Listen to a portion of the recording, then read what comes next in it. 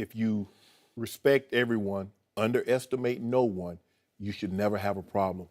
Skip, the Cavs underestimated the Celtics without Isaiah Thomas because you're looking at a guy that averaged almost 30 points a game, and they're looking at them like, well, without those 30 points, how are they going to get into their offense? Who's going to get them into their offense?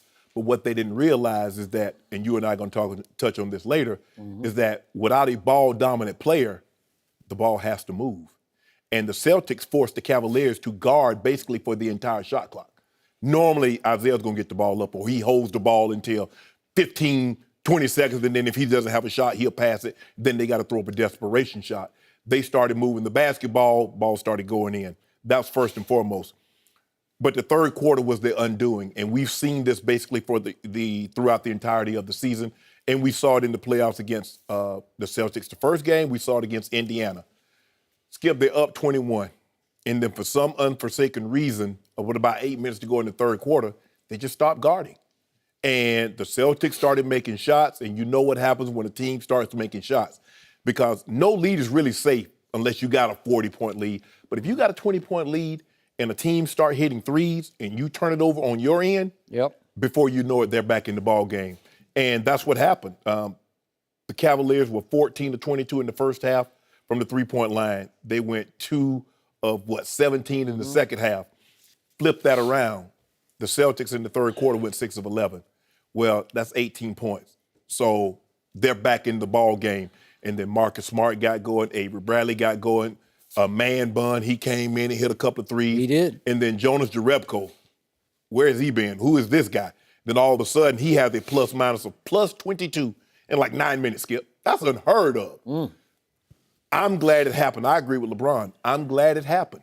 Because guess what? When you win a game by 44 points, it's hard for the coach to have your attention. But when you lose to a team on your home court without their best player, not only does he have your attention, he has your undivided attention.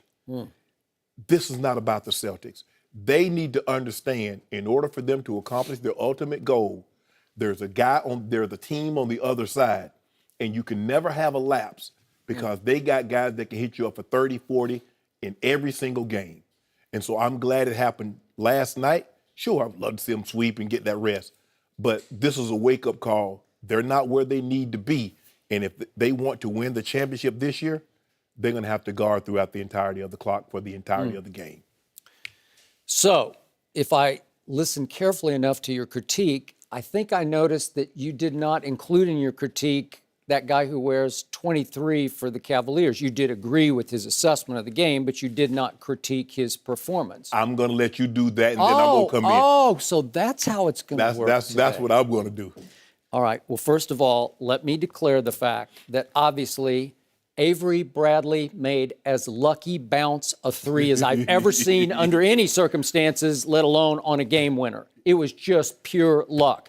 We've seen lucky shots, obviously like LeBron's against the Wizards where he accidentally backboarded it in. But for a shot that wasn't unintentionally backboarded in, for one that hit the rim first, that was as lucky as it gets. So I'm going to give you a meant to be-ness for this game. Once they got rolling, every shot was going to go in, including Marcus Smart had 3 free throws late in the game. And the first one, I don't know how it went in, but it bounced all around and fell through 2. And it's like the basketball gods were just with the Celtics. Now, back to 23 of the Cavaliers. I was thinking of the real 23 last night, a guy named Jordan. And I was wondering if he happened to be watching this game, because I would guess that Michael Jordan sat back at the end of this game and said, really?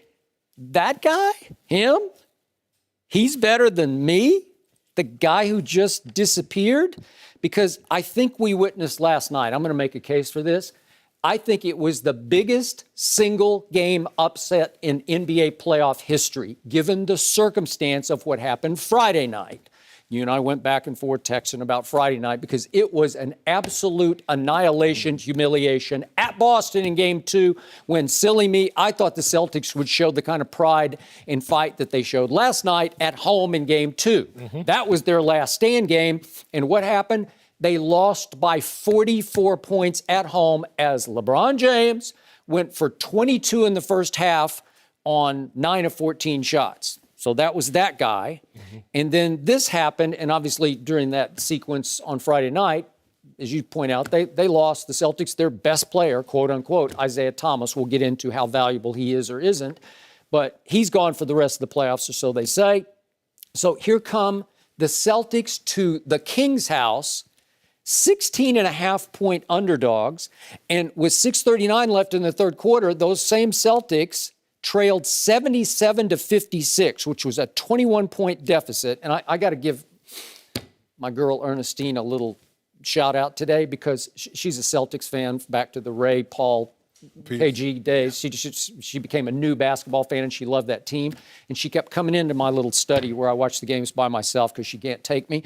She kept saying, they're going to come back. And I said, no, they're not going to come back. They're 18 down. They're going to come back. They're going to come back. So Ernestine jinxed the Cavs, huh?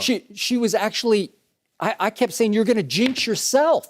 Because she said, we got this. She was doing a we for Boston. and by the end of the game, she's coming in dancing. She's doing dances into my room off Jerebko shots. And I'm saying, do you even know who Jonas Jerebko is? No, I don't care. Ooh, yes. So anyway, I got to give her that. But anyway, back to this. So I look at the box score and I say, if I had told you, Shannon Sharpe, before the game, that Kevin Love would make 8 of 16 shots and 7 of 13 threes and score 28 points, you'd say, that's pretty good, right? And if I told you Kyrie would go 10 for 15 and make 4 or 6 threes for 29 points, you'd say, we got this, right? And if I told you on top of that Tristan would have 18 and 13 last night, you'd say, boom, another blowout, right? Nope, because you didn't mention that guy's name. I didn't mention that guy's name. LeBron James went 11 points, 6 rebounds, 6 assists, and 6 turnovers. I hate saying all those sixes in a row because it's really bad karma, but that's what happened. 11, 6, 6, 6 to LeBron James. And now we're back up to a LeBron James who was once again in a fairly big playoff game missing in action. Bizarrely missing in action. And it was shades of what happened against the Boston Celtics back in 2010 in his last go-round in Cleveland the first time, and shades of what happened in the finals, your first go-round with the Miami Heat in 2011 against Dallas, when LeBron just inexplicably shrank and disengaged and didn't even want to touch the ball through the last quarter and a half of the game. He did not make a basket, LeBron James, for the last 19 minutes and 12 seconds of the game. I'm talking about he made a free throw. But a basket. The whole 19 minutes and 12 seconds of the game finishes without LeBron making a single basket. What? The same guy who scored 22 in the first half at Boston on Friday night, that happened? Mm-hmm. And I'm going to say it again. On occasion, LeBron James can be as mentally fragile a superstar as we have ever seen. Inexplicably, weirdly, oddly, he just went completely passive last night. He didn't want to attack. He didn't want to shoot. The thing was, it wasn't like LeBron was cold in the fourth quarter. He only took 3 shots. Right. He missed 3 shots, but he didn't take 11 shots and miss 11 shots. He only took 3. And again, did he get too dependent on Kyrie and Kevin Love in the first half? You can certainly make the case. But this was a game on a silver platter for LeBron to close. I always say Kyrie is the closer of the Cavaliers, but last night, LeBron can just take anybody to the basket. We've seen Boston has no answer for LeBron at the rim, but he didn't want to go to the rim, and a couple times late in the game, he got Horford or whoever to the rim, and he was kicking it out for threes or whatever plays, and Kyrie made a couple of really nice late plays, and J.R. Smith made a huge 3, and Kevin Love had a nice tip in. But it wasn't enough because the Celtics got on a roll. And as you say, when you're going to make 11 of 22 three-point shots in the second half and the Cavs are going to go 2 for 17, it's going to be big problems for the Cavaliers.